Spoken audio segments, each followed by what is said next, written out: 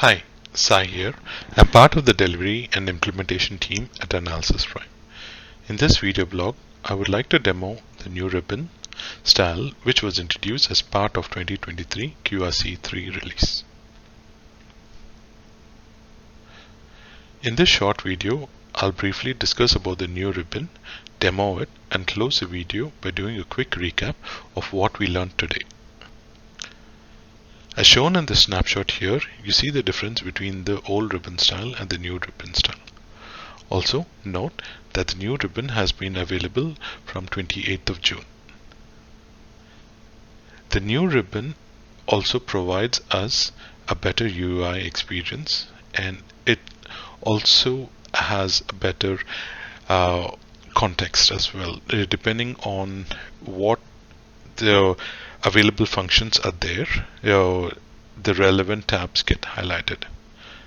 So let's see this in action. Hence, let's jump into the add-in.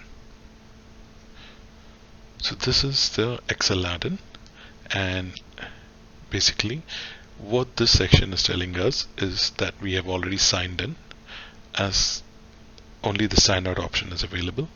You can remove a table here, hence the color red is there. You have the option to refresh this table, or you have the option to add single or multiple rows.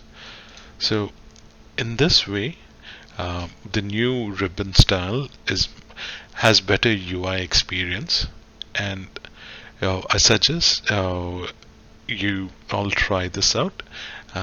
It's better than the older style where it was only plain gray and it was a little hard to understand which tab we were on. So it's definitely a better user experience, and this was what I wanted to show you all in this brief video. So let's close this video, and hence let's jump back into the slide deck. So what we saw is how the new ribbon style is, and we compared it with the older ribbon style, and we also saw a brief demo of it in the add-in. So thank you for your time and happy learning.